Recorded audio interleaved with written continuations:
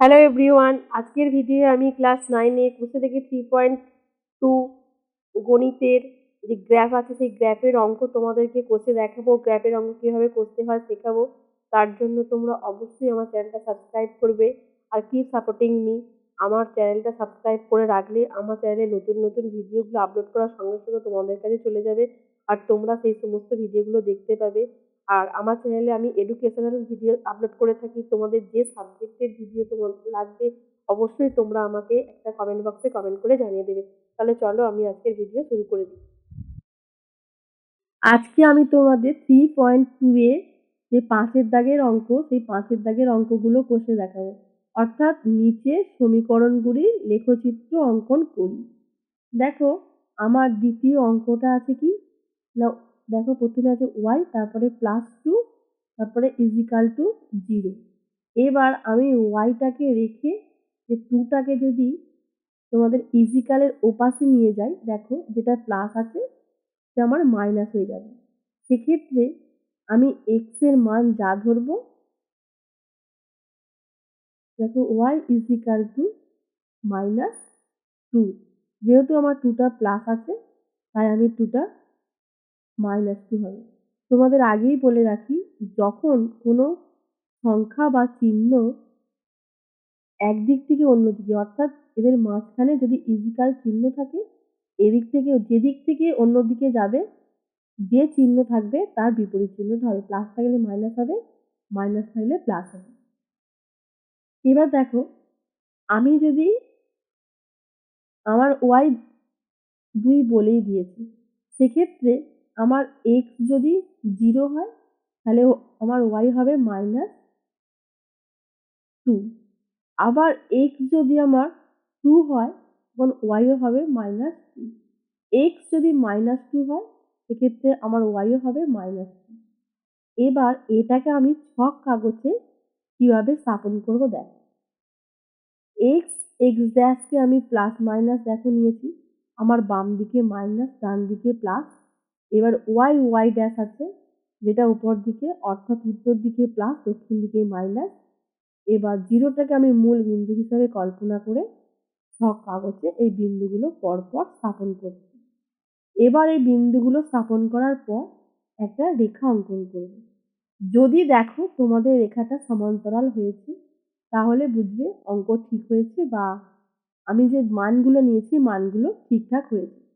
যদি রেখাটা সমান্তরাল না হয়, অর্থাৎ 3টে বিন্দু দিয়ে আমার রেখাটা না স্পর্শ করে যায়, তাহলে কিন্তু অঙ্ক ভুল হয়েছে। আমি দেখো যে রেখাটা অঙ্কন করব, সেই যে বিন্দুগুলো পেলাম সেই প্রত্যেকটা বিন্দুকে স্পর্শ করে আমার রেখাটা যাবে। দেখো আমার তৃতীয় বিন্দুটা আমি পেয়ে গেছি। এরপর আমি স্কেলের সাহায্যে একটা রেখা অঙ্কন করব। এই যে রেখাটা অঙ্কন করছি এই রেখাটাকেও একটা নাম দিতে হবে। এ বি সি ডি যা হোক কিছু একটা নাম তোমরা দেবে। যে কোনো রেখা অঙ্কন করার সময় অবশ্যই তার একটা নাম দিতে হয়, তোমরাও দেবে। দেখো আমিও দিলাম, তাহলে আমার একদম দ্বিতীয় অঙ্কটা কমপ্লিট হয়ে গেল। মান বসানোগুলো আগের ভিডিও আমি তোমাদেরকে শিখিয়েছি, তোমরা চাইলে সেই ভিডিওটা আরও একবার দেখতে পারো। অসুবিধা হলে আমাকে বলতেও পারো। 3 নম্বরে দেখো আমাদের আছে x is equal to 3 - 4y।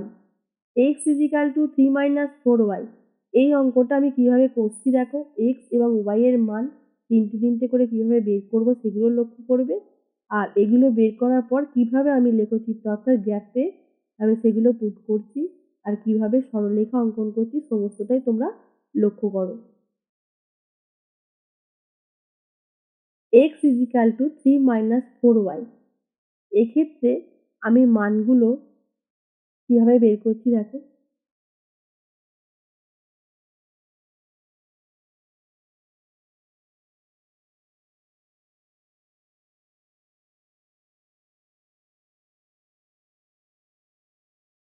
X এর মান যদি আমার 3 হয়, ওয়াই এর মান তাহলে হবে আমার 0। এক্স এর মান যদি 1 হয়, ওয়াই এর মানও হবে আমার দেখো 1। এক্স এর মান যদি আমার -5 হয় তাহলে ওয়াই এর মানও আমার হবে 2। তাহলে আমি তিনটে মান অলরেডি পেয়ে গেলাম। এবার এই 3টে মানকে আমি কিভাবে ছক কাগজে স্থাপন করছি দেখো। আমি একটা রেখাকে তার উপরে বিভিন্ন সরলরেখার নাম অঙ্কন করে আমি লম্বা রেখাটাকে দুটো ভাগ করে নিচ্ছি। নিয়ে দেখো এখানে মূল বিন্দু কল্পনা করলাম y plus y minus x plus x minus. এরপর এটাকে আমি এবার ছক কাগজে স্থাপন করছি। প্রথমে আমার 3 আছে দেখো, আমি ডান দিকে প্লাসের দিকে 3 ঘর গেলাম, যেহেতু y আমার 0 তাই রেখার ওপরেই হবে। এরপর দেখো -1x অর্থাৎ বাম দিকে, আর তারপরে +1y অর্থাৎ ওপর দিকে। এরপরে দেখো যেটা আছে -5x আর 2 হচ্ছে আমার y।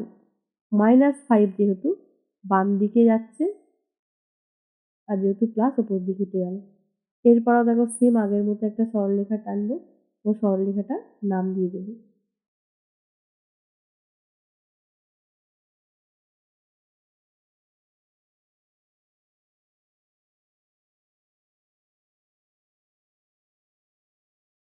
তাহলে বন্ধুরা আমার দ্বিতীয় অঙ্ক কমপ্লিট হয়ে গেল। আশা করছি তোমাদেরকে আমি বোঝাতে পারছি। এর পরের অঙ্ক দেখো।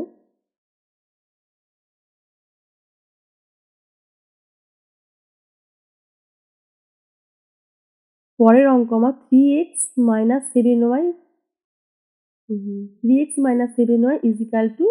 21। এবার 3x - 7y 21 এ কিভাবে x, y এর মানগুলো পরপর বের করে নেব সেটা তোমরা লক্ষ্য করো।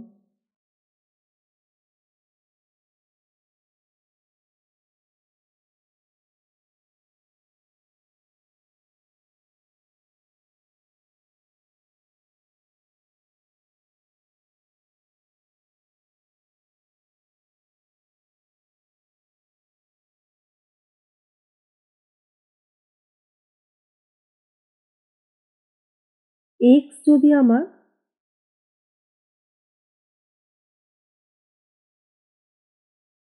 0 হয় তাহলে y আমার -3।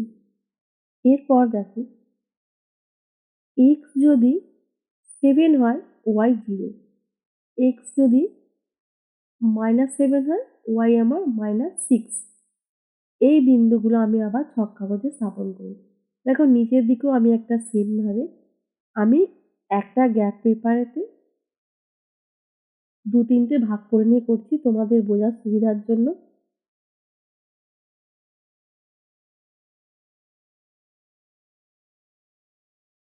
y plus x plus y minus x minus.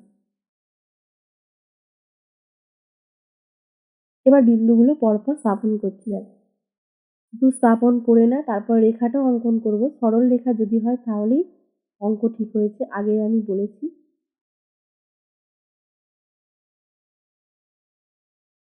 এরপর দেখো 7 0, 7 যেহেতু প্লাস আছে আমি ডান দিকে 7টা ঘর আসবো, তারপর 0 আমি x অক্ষের উপরেই রেখে দেবো।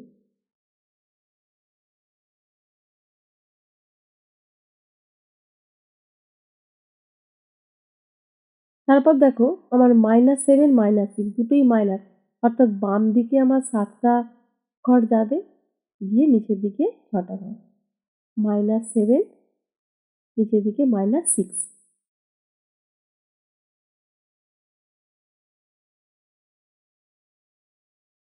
এরপর আমি সরলরেখাও টেনে নিচ্ছি দেখো। আমার সরলরেখাটা কিন্তু প্রত্যেকটা বিন্দুকে ছেদ করেই গেছে। এবার সরলরেখাটার একটা নামও দিলাম AB। তাহলে আমার এই অঙ্কটা কমপ্লিট হয়ে গেল। আশা করছি তোমরা বুঝতে পারছো। অবশ্যই আমার চ্যানেলটা কিন্তু সাবস্ক্রাইব করতে ভুলবে না। চ্যানেলের লিঙ্কটাও তোমার বন্ধুদের মধ্যে শেয়ার করে দিও। আর তোমাদের যে সাবজেক্টের ভিডিও প্রয়োজন আমাকে অবশ্যই জানাবে কমেন্ট করে। এত দেখো যেকোনো একটা ভিডিও বানাতে প্রচুর পরিশ্রম করতে হয়। আর এই পরিশ্রমটা করি তোমাদের উপকারের জন্য। যাতে তোমাদের উপকারে লাগে সেই হিসাবেই পরিশ্রম করি। আর তোমরা যদি সাবস্ক্রাইব না করো, লাইক কমেন্ট না করো তাহলে তো ভিডিও বানাতে কোনো উৎসাহ লাগে না বা আগ্রহীতাও দেখা যায় না।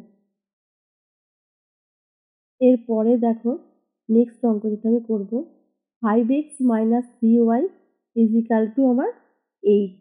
এখানে x, y এর মান আমি বের করব।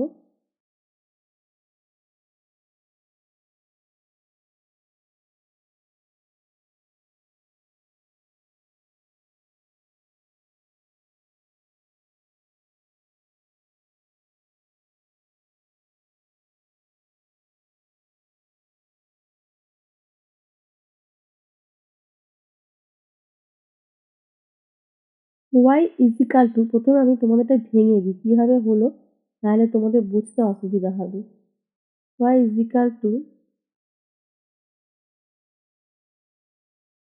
3x - 8 / 5।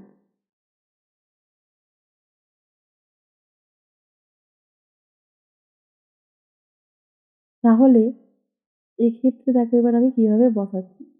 y = আমার 5x - 8 / 3 যদি হয়, x + y - x4, y4, x - 2, y - 3। এটাকেও আমি ছক কাগজে স্থাপন করছি। দেখো একটা পেজে আমার জায়গা কম, আমি একটু উপর দিকেই করছি। এটার মধ্যে তোমরা লক্ষ্য করে নাও।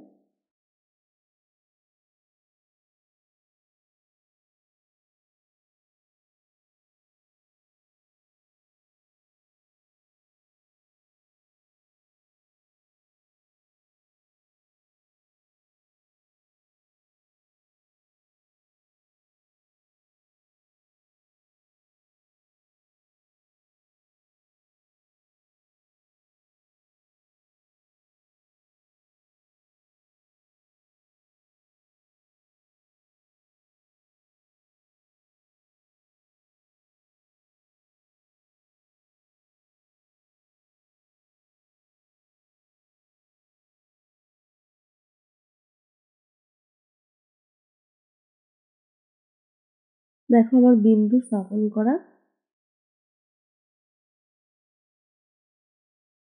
এক জায়গায় অনেকগুলো বিন্দু পড়লে বুঝতে অসুবিধা হয়। তোমরা সেজন্য আলাদা, আলাদা পেজে করবে। আমি একটা পেজেই করছি। তোমরা কিন্তু আলাদা, আলাদা পেজে করবে।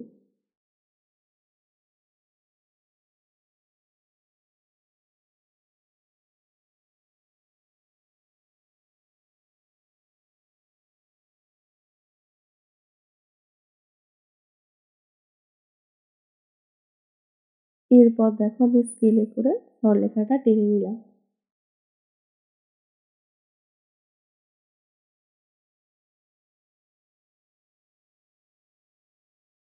নামও দিয়ে দিলাম।